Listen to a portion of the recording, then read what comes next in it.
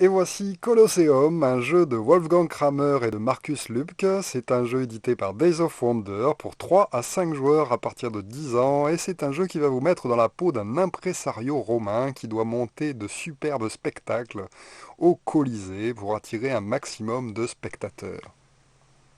Alors il y a beaucoup de matériel dans le jeu. Tout d'abord, commençons par le plateau de jeu qui représente une partie de Rome, sur lequel nous aurons le marché où les joueurs pourront acheter les éléments qui leur permettront de réaliser des superbes spectacles. Ensuite, autour, nous avons une piste sur laquelle se déplaceront les nobles du jeu.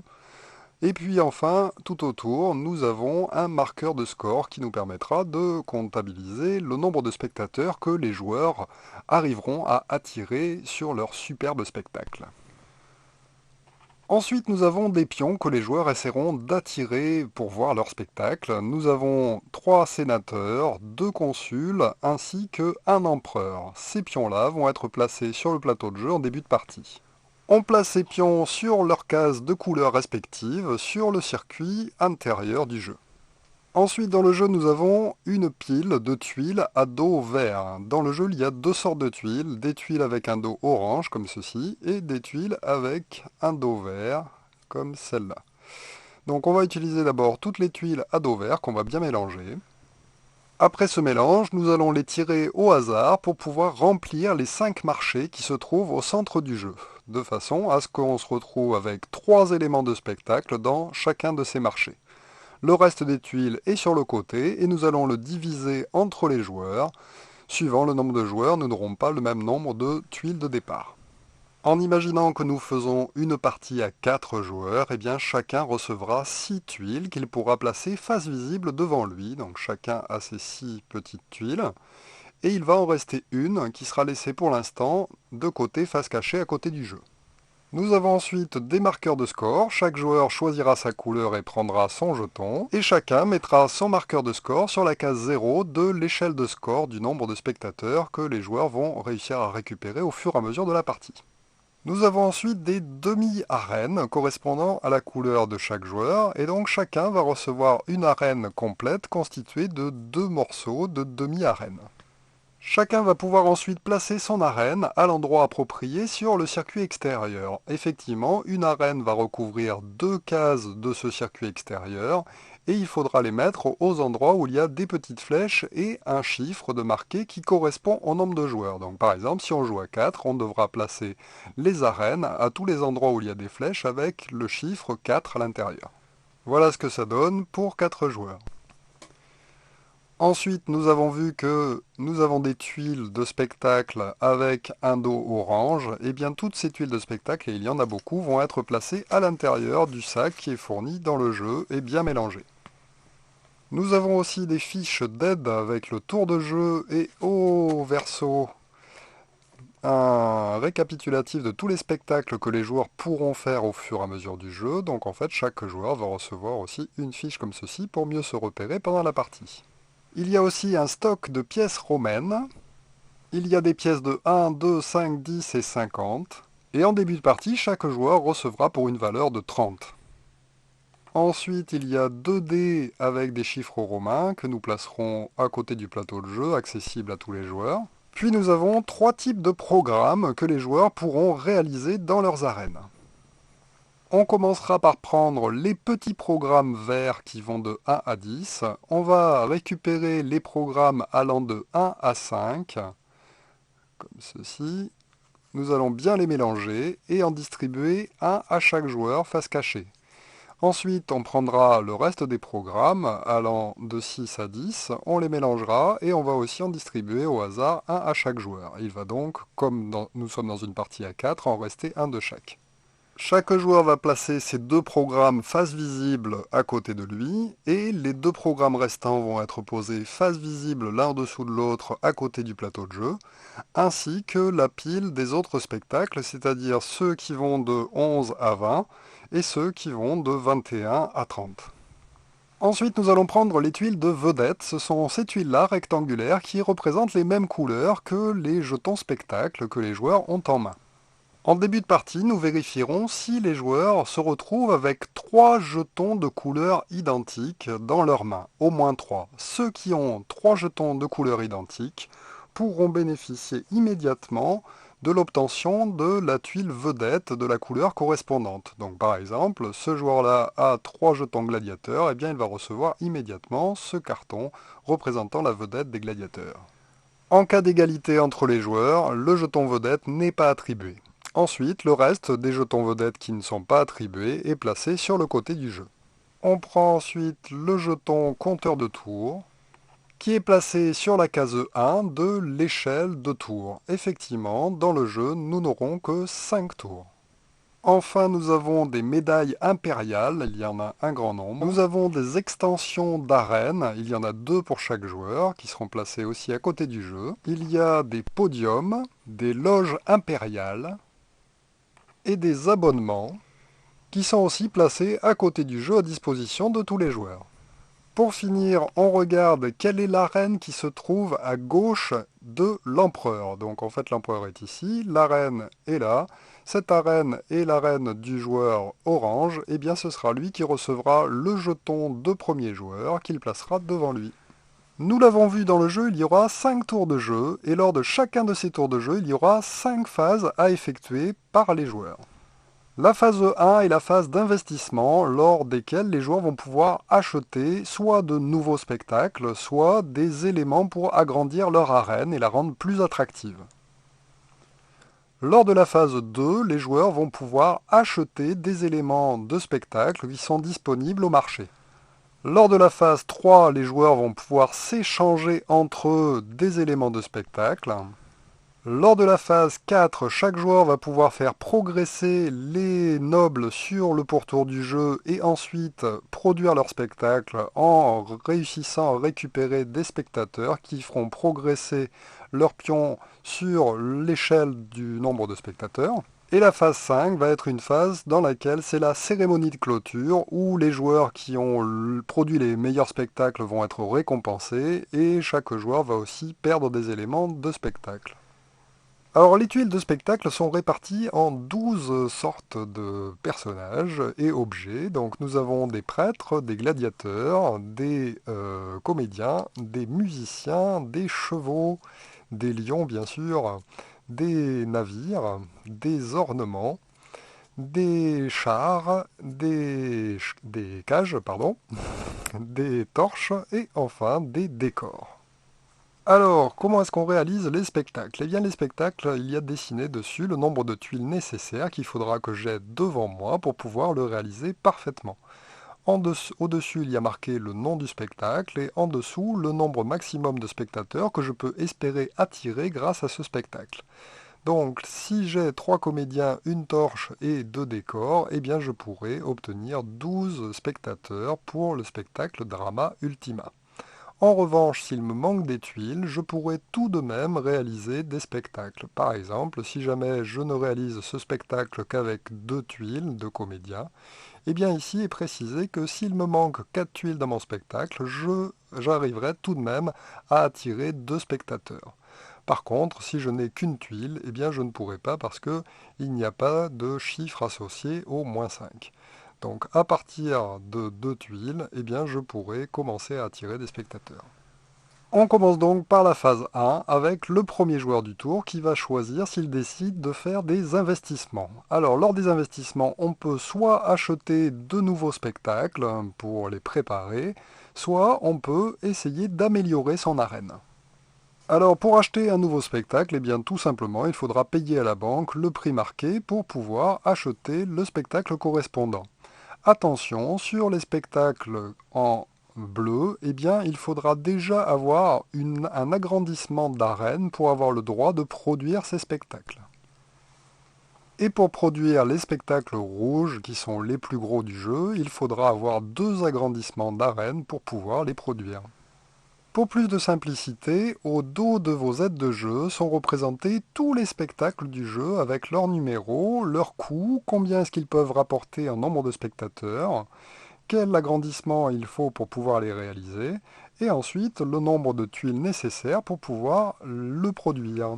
Pour acheter un programme, il faudra cependant que j'achète forcément un programme qui a un chiffre supérieur à un programme que j'ai déjà réalisé. Donc par exemple, si j'ai déjà réalisé le programme 11, eh bien je pourrais acheter le programme 12. Par contre, si j'ai déjà réalisé le programme 12, eh bien je ne pourrai pas acheter de programme 11. Tous les programmes que j'achèterai seront placés devant moi face visible et il n'y a pas de limite au nombre de programmes qu'un joueur peut avoir devant lui. Lors de cette phase d'investissement, je peux aussi décider d'agrandir mon arène à la place de choisir un nouveau programme en rajoutant donc une tuile qui va me permettre d'agrandir mon arène. Ces tuiles ont une valeur de 10. Il faudra donc que je paye 10 à la banque pour pouvoir l'acheter et la placer immédiatement dans mon arène. Lorsque j'agrandis mon arène, c'est moi qui vais décider de quel côté je vais l'agrandir, soit de ce côté-là, soit de ce côté-là, c'est au choix. À ce moment-là, je l'agrandis et je pose immédiatement la tuile supplémentaire qui fera que mon arène, cette fois-ci, va pouvoir avoir 3 cases du chemin de disponibles. Lorsque j'agrandis mon arène, c'est moi qui vais décider de quel côté je vais l'agrandir, soit de ce côté-là, soit de ce côté-là, c'est au choix. À ce moment-là, je l'agrandis et je pose immédiatement la tuile supplémentaire qui fera que mon arène, cette fois-ci, va pouvoir avoir 3 cases du chemin de disponibles. Plus tard dans la partie, je pourrai acheter une autre extension d'arène pour agrandir mon arène d'un côté ou de l'autre. Par contre, elles sont limitées à 2 extensions maximum par arène. Je ne pourrai pas avoir une arène qui fasse plus de 4 cases de long. Lorsque je réalise une extension d'arène, je peux très bien venir englober un noble qui se trouve sur la piste. Donc par exemple, je pourrais très bien décaler pour que mon noble se retrouve ici en faisant une seconde extension d'arène. En revanche, je ne peux jamais faire 2 extensions lors du même tour. Lors d'une phase d'investissement, je ne peux faire qu'un seul achat, soit un programme, soit une amélioration d'arène. Je peux aussi décider d'acheter des abonnements. Les abonnements se disposeront sur mon arène et me permettront de recevoir 5 spectateurs supplémentaires pour les spectacles que je ferai représenter. À ce moment-là, je paye 10 à la banque et je peux disposer cet abonnement sur un côté de mon arène. Malgré leur forme, il n'y a pas de limite au nombre d'abonnements que je peux acheter, donc je pourrais en mettre plus de 4 en fait dans mon arène si jamais ils sont disponibles. Par contre, comme ils sont en nombre limité, eh bien ce sera le premier qui les achètera qui les aura. Je peux aussi décider de construire une loge impériale qui coûte 5 à l'achat. Je pourrais la disposer comme ceci dans mon arène et je ne peux avoir au maximum qu'une seule loge impériale dans une arène. Donc une fois que je l'ai acheté à 5, eh bien c'est terminé, je ne pourrai pas en avoir d'autres. Une loge impériale me permettra de lancer 2 dés lors de la phase de déplacement des nobles au lieu d'un seul. Nous avons vu que nous ne pouvons faire normalement qu'un seul investissement par tour, sauf si on a déjà récupéré des médailles. Nous verrons un peu plus tard comment est-ce qu'on récupère ces fameuses tuiles qui nous permettront, si on en défausse 2, à ce moment-là, de pouvoir réaliser une construction supplémentaire lors d'un tour. À tour de rôle, à partir du premier joueur, chacun va donc réaliser son achat, soit de spectacle, soit d'amélioration d'arène, et ensuite on va pouvoir passer à la phase 2. Alors la phase 2 est la phase d'achat de jetons éléments de spectacle sur les 5 marchés qui sont présents au milieu du jeu. Ces achats vont être réalisés par tour d'enchère. Le premier joueur va d'abord désigner un des 5 marchés qui l'intéresse et va devoir faire une première proposition qui sera minimum de 8. Chacune des premières enchères sera minimum à 8. Après, on peut commencer plus haut, mais minimum à 8. À partir du premier joueur, les enchères se font à tour de rôle, en montant ou en passant. Si jamais un joueur passe, il ne pourra plus surenchérir lors de ce tour d'enchère-là. Donc à tour de rôle on monte jusqu'à ce qu'un joueur emporte la mise. À ce moment-là, il paye à la banque le prix qu'il a désigné et il va récupérer immédiatement les 3 jetons du marché pour lui. Lorsqu'un joueur a récupéré des jetons provenant d'un des marchés, eh bien son tour s'arrête là et les autres vont continuer les enchères sans lui. Ensuite, il y a 2 possibilités. Si c'est le joueur qui a initié l'enchère, donc là par exemple si c'est notre premier joueur qui remporte l'enchère et remporte les jetons, eh bien immédiatement on va remplacer le marché par de nouveaux jetons, à commencer s'il y en a par le ou les jetons verts qui auront été mis de côté en début de partie, et ensuite en complétant avec des jetons tirés du sac. Toc et toc. Un nouveau tour d'enchère commence alors pour le joueur se trouvant à la gauche du premier joueur et qui n'a pas encore récupéré de jetons. C'est lui qui va indiquer quel nouveau marché est mis en vente et qui commence son enchère à 8 minimum.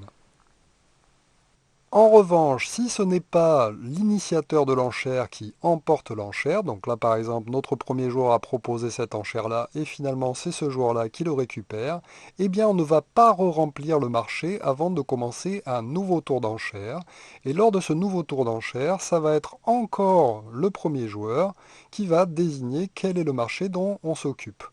Tant qu'il n'aura pas récupéré des jetons, eh bien, on ne remplira pas à nouveau les marchés vides et, et il continuera à désigner quel est le marché dont on s'occupe. Lorsque c'est à un joueur de commencer une enchère, donc là par exemple, toujours dans notre exemple, le premier joueur a désigné ce marché, c'est le deuxième joueur qui l'a emporté, c'est à nouveau à lui de désigner une enchère, eh bien il peut très bien décider de ne pas initier d'enchère. À ce moment-là, il décide de passer son tour, on va remplacer donc le marché, et le tour d'enchère va être remis au joueur suivant dans l'ordre du tour. Donc par exemple, pas celui-ci parce qu'il a déjà récupéré, mais par contre le troisième joueur, ce sera à lui donc d'initier une nouvelle enchère. Un joueur qui a passé son avantage de proposer une nouvelle enchère peut toujours enchérir sur la proposition d'un autre joueur tant qu'il n'a pas récupéré lui aussi 3 jetons. On reprend notre exemple du début. Le premier joueur a décidé de mettre ce marché aux enchères. C'est le deuxième joueur qui l'a emporté en faisant une proposition plus importante que la sienne et personne d'autre n'est monté dessus. Il remporte donc l'enchère par exemple pour 10, prend les jetons et c'est à nouveau au premier joueur de faire une proposition. Comme ce n'est pas lui qui a remporté l'enchère, on ne rajoute pas de nouveaux jetons et il décide donc de faire une vente sur un autre des marchés. Il pourra par exemple dire, eh bien on met celui-ci en vente, je propose 8, le deuxième dit je passe, le troisième dit je passe.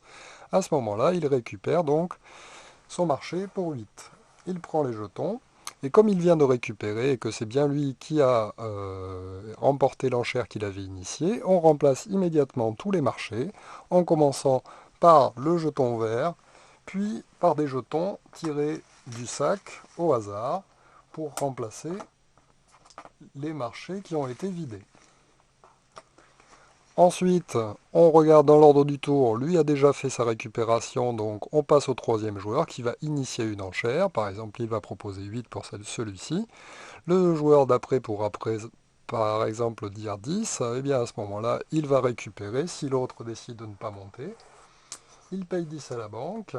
Et comme ce n'est pas le joueur qui a initié l'enchère qui l'emporte, eh bien ce sera encore un autre joueur, un autre troisième joueur, de démarrer une nouvelle enchère. Et comme il est tout seul, il ne rajoutera pas de nouveaux jetons pour remplacer ici, mais il pourra faire une proposition à 8 tout seul, donc récupérer un marché de son choix parmi ceux restants pour 8. Attention, au moment où un joueur va recevoir de nouveaux jetons lors de cette phase d'enchère, eh bien il faudra vérifier qu'il n'ait pas 3 jetons de la même couleur qui lui permettraient de recevoir en fait une vedette. Si c'est le cas, eh bien il reçoit immédiatement le jeton vedette, à condition de ne pas être à égalité avec un autre joueur. Si un autre joueur parvient à égaliser eh bien, le nombre de jetons par rapport à un autre joueur, donc par exemple, si jamais il y avait un joueur qui avait déjà 3 navires devant lui et qu'un autre joueur obtient 3 navires, il ne lui prend pas la vedette. Il faudra cette fois-ci dépasser le nombre de tuiles du premier joueur pour pouvoir espérer lui voler la tuile vedette correspondante.